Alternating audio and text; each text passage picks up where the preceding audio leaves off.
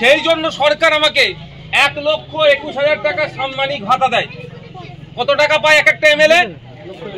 এই মনে প্রথম শুনছেন আপনারা, শুনে রাখা দরকার।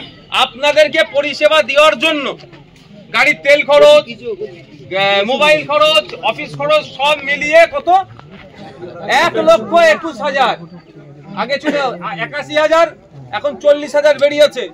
এককালীন 40,000 বাড়ানোর আমি আবার বিরোধিতা করেছি যে সরকারি কর্মচারীদের দিয়ে ঠিকঠাক দিচ্ছেন না, আর এমএলএদের বেলায় বেরিয়ে দিলেন, মন্ত্রীদের বেলায় বাড়ানোর ঠিক আছে, দরকার আছে, কিন্তু এত বাড়াবেন না।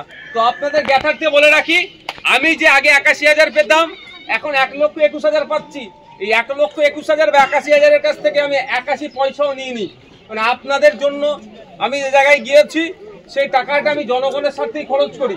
বিভিন্ন সময় বিভিন্ন জায়গা থেকে আপনাদের ভাঙড়ের ছেলে মেয়ে থেকে শুরু করে বিভিন্ন জায়গার মানুষরা বলে যে আমি বেশি খরচ করার চেষ্টা করি পড়াশোনার দিকে, যে অমুক কে ল নিয়ে পড়ছে, কে বিভিন্ন পড়াশোনার ক্ষেত্রে কে বিএড করছে, আর্থিক দুর্বলতার কারণে একটা সেমিস্টার ফিস দিতে পারছে না, সেখানে ওই ধরনের কিছু আমি সহযোগিতা করে এই ধরনের টাকাটাকে আমি এই ধরনের খরচ করি।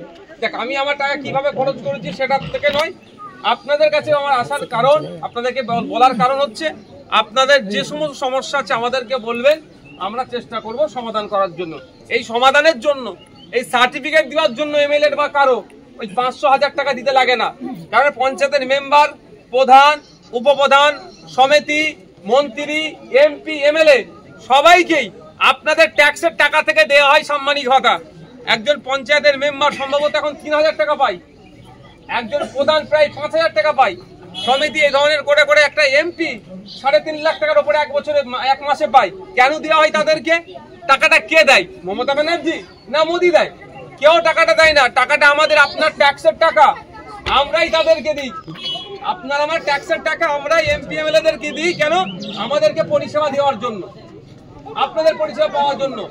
সুতরাং ওই সার্টিফিকেটের জন্য 500,000 টাকা চাইলে 1 পয়সা দেবেন না। আপনারা বলবেন, সে পঞ্চায়েতের মেম্বার হোক আর এমপি এমএলএ হোক, যে আপনাকে তো আমরা ট্যাক্সের টাকা দিয়ে সাম্মানিক ভাতা দিই। যদি সহজ ভাষায় বলবেন আপনাদেরকে তো আমরা মাইনে দিই। আপনি 3,000 টাকা মাইনে পান, আপনি 5,000 মাইনে পান, আপনি 1,21,000 মাইনে পান, আপনি প্রায় 3.5 লাখ টাকার উপরে মাইনে পান। আমরাই আপনাকে মাইনে দিচ্ছি, আবার এই সার্টিফিকেটের জন্য এখানে টাকা লাগবে, একথা বলবেন। যখন যা দরকার লাগবে সার্টিফিকেট, সে পঞ্চায়েতের মেম্বার থেকে এমপি পর্যন্ত কোনো রাজনৈতিক দল দেখলে হবে না।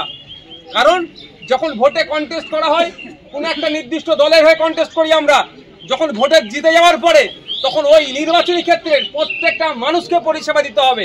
এই ভাঙড়ের কথা বলছি, এই ভাঙড়ে তৃণমূলের অনেক মানুষের অনেক সময় অনেক সার্টিফিকেটের প্রয়োজন হয়েছে, আমাকে গোপনে যোগাযোগ করেছে, আমি গোপনীয়তা বজায় রেখে তাদেরকে আমি সার্টিফিকেট পৌঁছে দিয়েছি তার বাড়িতে। কারণ সে মাইকে আমার বিরুদ্ধে অনেক কথা বলেছে, কিন্তু সেটা হচ্ছে রাজনীতি। আর আমি যখন নির্বাচিত জনপ্রতিনিধি হয়েছি, তখন শুধু আইএসএফ এর এখন নয় বা সংযুক্ত মোর্চার নয়, আমি প্রত্যেকটা ভাঙড়ের বাসীর তা আমাকে পরিষেবা দিতে হবে।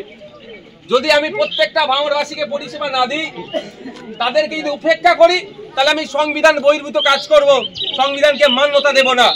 আর যে সংবিধান বহির্ভূত কাজ করে, যে সংবিধানকে মান্যতা দেয় না, তাকে আমরা কি বলবো? দেশদ্রোহী বলবো। আপনার পঞ্চায়েতের যে সমস্ত যে প্রধানই আজকে যারা ওই আইএসএফ করে, ও সিপিএম করে, ও বিরোধী দল করে বলে সার্টিফিকেট দিতে চাইছে না, তারা এক একজন দেশদ্রোহী বলছে। রেকর্ড হচ্ছে, রেকর্ডটা রেখে দিন, আর তাদেরকে বলবেন এ কথা বলেছে। কারণ তাকে 3,000 টাকা মাইনে দেওয়া হচ্ছে এই সার্টিফিকেট গুলো দেওয়ার জন্য। কোন দল? এই মুখ দেখে নয়। এই অপশাসন যেটা চলছে, যে আমার দলের লোক হলে সার্টিফিকেট দেবো, আমার না হলে দেবো না, এটা বন্ধ করার জন্য আমরা রাজনীতির ময়দানে এসেছি। ওর জন্য আমাদেরকে আটকানোর চেষ্টা করা হচ্ছে। যাক, আজকে আমি এখন রাজনৈতিক বক্তব্য দেব না। একজন বিধায়ক হিসাবে আপনাদেরকে কিছু কথা জানানোর দরকার ছিল।